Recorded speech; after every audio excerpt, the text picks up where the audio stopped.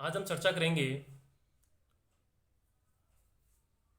विद्यालय जीवन का पूर्ण आधार है या फिर आंशिक आधार है। मतलब विद्यालय पूर्ण है या एक अंश है जीवन का, या एक बालक के जीवन में उसका एक सिर्फ अंश है या वो पूर्ण है। तो विद्यालय में पढ़ने वाले बालक की प्रारंभिक शिक्षा, हम सबको पता है कि उसके जीवन की प्रारंभिक शिक्षा उसके परिवार से शुरू होती है। बच्चे के पहले 5 या 7 साल उसके घर में होते हैं, उसकी माँ के पास होते हैं, उसके पिता के पास होता है, और फिर वह विद्यालय में प्रवेश करता है।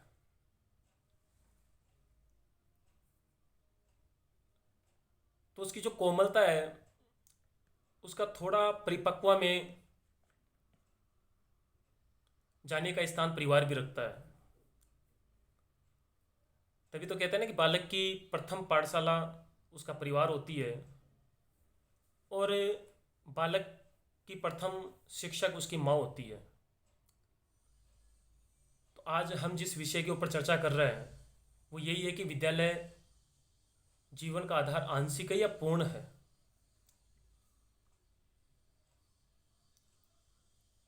पर्यावरण का भी बहुत महत्व पड़ता है एक बालक के जीवन पर, क्योंकि जैसे परिवेश में वह रहता है वैसे उसमें गुण विकसित होता है।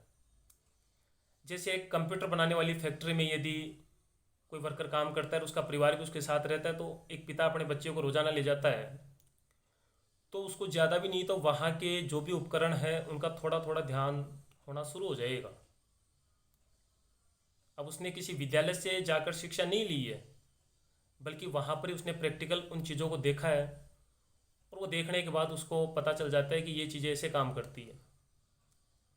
और हमारे गांव में से कई ज़्यादा तादाद में ऐसे लोग मिल जाएंगे जो अपने अपने क्षेत्र में, अपने अपने कारीगरी में महान है और उनका नाम है। जैसे कई बार सुना जाता है कि ये फलाना मिस्त्री है जो गाड़ियों को सुधारता है, और ये चलती हुई गाड़ी को देखकर बता सकता है कि इसमें प्रॉब्लम क्या है। अब उसने किसी विद्यालय से पढ़ाई नहीं की है, बल्कि उसने अपने पिता के साथ रहकर या समाज के किसी व्यक्ति के साथ रहकर उसने देखा है कि गाड़ियों का काम कैसे होता है। तो यहाँ पर यही चर्चा कर रहे हैं अपन कि विद्यालय जीवन का आधार आंशिक है या पूर्ण है। अब आज का बच्चा 6 घंटे विद्यालय में रहता है और 18 घंटे वह घर पर रहता है। मैं ये नहीं कहता कि घर पर 18 घंटे रहता है तो उसमें बाकी कार्य, जो दिनचर्या के कार्य वो नहीं होते, पर फिर भी एक मोटा मोटा भी समय ले तो ऐसे मान लो कि जितना विद्यालय में रहता है उतना ही घर पे रहता है।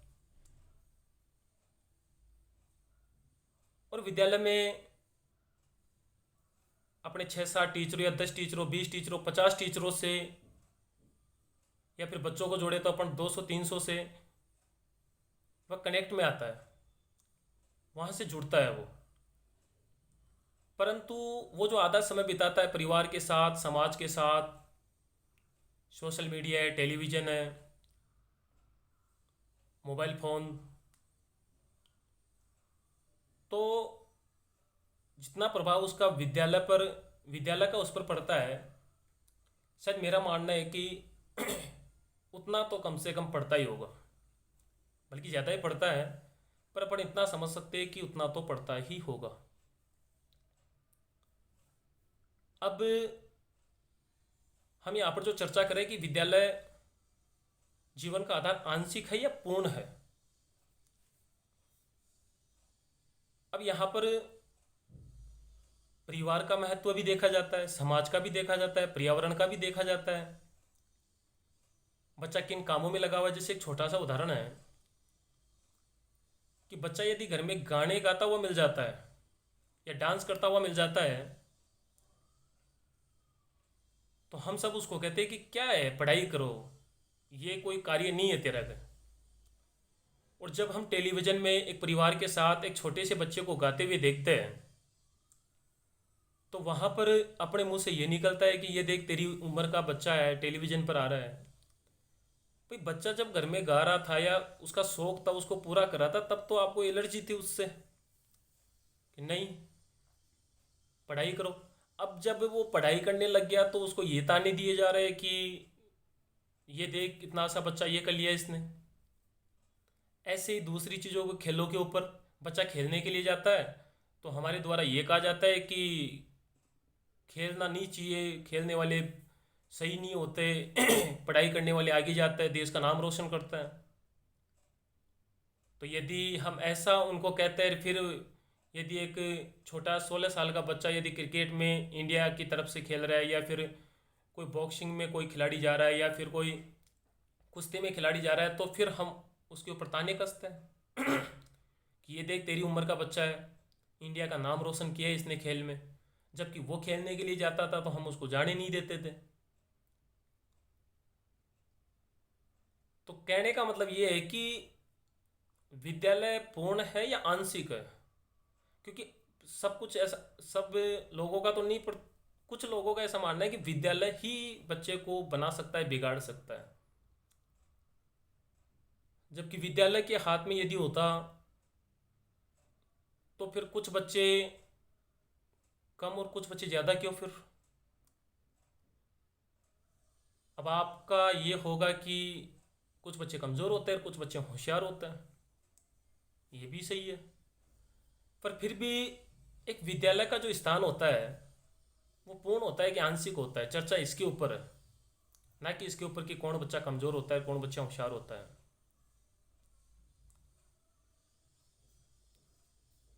अब विद्यालय का स्थान और परिवार का स्थान दोनों अलग अलग होता है, लगभग दोनों अलग अलग होता है।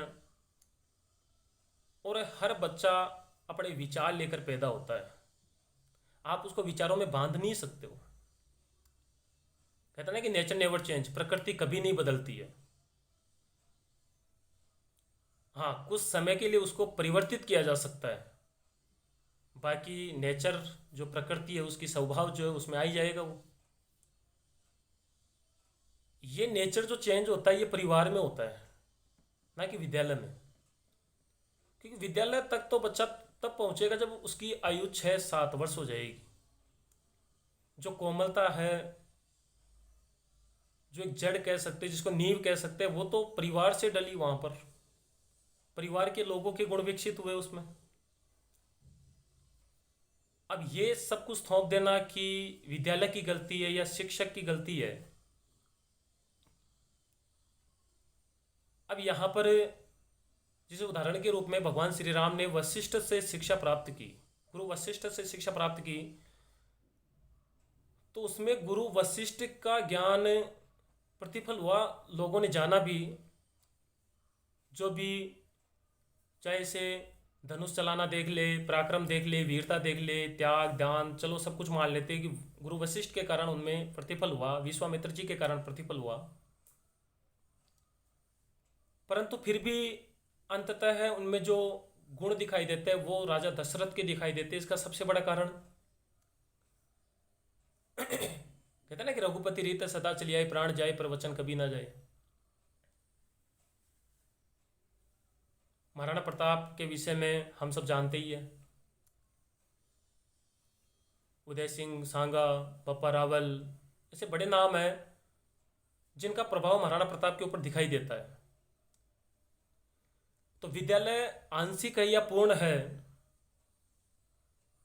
क्योंकि इतिहास में कई लोग ऐसे हुए जो विद्यालय नहीं गए, परंतु इसी हिंदुस्तान की धरती पर उन्होंने अनेकों ऐसे कार्य किए हैं जो एक साधारण मानव सोच भी नहीं सकता है। तो विद्यालय आंशिक होता है या पूर्ण होता है, इसका सबसे बड़ा सार्थक ये है कि कुछ तबका तो ऐसा मानता है कि विद्यालय में विकास किया जा सकता है, परंतु पूर्ण नहीं किया जा सकता। जैसे घड़ा होता है ना, घड़ा, उस घड़े को जब वो कच्चा होता है तो उसको चाय जैसा आकार दिया जा सकता है, परंतु वही घड़ा जब पक जाता है तो उसको आकार नहीं दिया जा सकता है। ठीक उसी प्रकार से जो कच्चा घड़ा होता है, कच्चा होता है, बच्चा जब शैशव अवस्था में होता है तो परिवार के पास होता है, बाल्यावस्था में होने के बाद या किशोरावस्था में होने के बाद या फिर वृद्धावस्था या प्रौढ़ावस्था होने के बाद भी बच्चा विद्यालय तक पहुंचता है, परंतु उतना समय या उससे ज़्यादा समय वो परिवार या समाज के साथ बिताता है। अब आप कहोगे कि विद्यालय में कुछ कमियां आ गई इसलिए आज की बच्चे या आज की जनरेशन में गैप सा पैदा हो गया है, क्योंकि वो जो पुराने लोग हैं वो ये चाहते हैं कि बच्चा इज्जत करे, और ये इज्जत इसलिए नहीं कर रहा है क्योंकि विद्यालयों में शिक्षा का बदलाव हुआ है। पहले जैसी शिक्षा नहीं मिल पा रही है बच्चे को, ऐसा कुछ नहीं है। आज भी शिक्षक वही बातें पढ़ाता है, वही किताबें पढ़ाता है। वह हमेशा कहता है कि बच्चों, आपको अपने माता पिता के चरण स्पर्श करने चाहिए। वो हमेशा यही सिखाता है बच्चे को कि माता पिता ईश्वर स्वरूप है, देवीय स्वरूप है, ईश्वर का अंश है। वो हमेशा सत्य बोलना सिखाता है, वो हमेशा समाज के बड़े लोगों का आदर करना सिखाता है। शिक्षक कभी उसको गलत रास्ते पर नहीं ले जाता है। समस्या शिक्षक या विद्यालय में नहीं है, समस्या है आज का बच्चा देखता क्या है, सुनता क्या है। अब जैसा देखेगा, जैसा सुनेगा, वैसा ही वह अपने जीवन में धारण करेगा। अब एक बच्चा स्वामी विवेकानंद को देखता है, पढ़ता है, उसको ही सुनता है, तो उसमें विचार भी धीरे धीरे स्वामी विवेकानंद के जैसे विकसित होना शुरू हो जाएंगे। मैं ये नहीं कहता कि वो स्वामी विवेकानंद बन जाएगा, परंतु उसमें स्वामी विवेकानंद जैसे विचारों का प्रतिफल होना शुरू हो जाएगा। एक बच्चा भगत सिंह को पढ़ता है तो उसमें भगत सिंह जैसे विचारों का प्रतिफल होना स्वाभाविक है। एक बच्चा गीता पाठ करता है तो उसमें धीरे धीरे धीरे धीरे भगवत गीता में जो लिखा हुआ है उसके गुण विकसित होना शुरू हो जाएंगे। अब आज का बच्चा क्या देख रहा है, क्या सीख रहा है, किसमें उसको आनंद मिल रहा है, तो वो जो देख रहा है ना वहीं आगे जाकर अपने जीवन में उतारेगा। जैसे एक बार मेरा आंखों देखा हुआ है कि एक बार घर में छोटा झगड़ा हुआ और उसी झगड़े में 3 पीढ़ियाँ थी। बेटा था, उसका पिता था, फिर उसके पिता थे, मतलब उस बच्चे के दादाजी।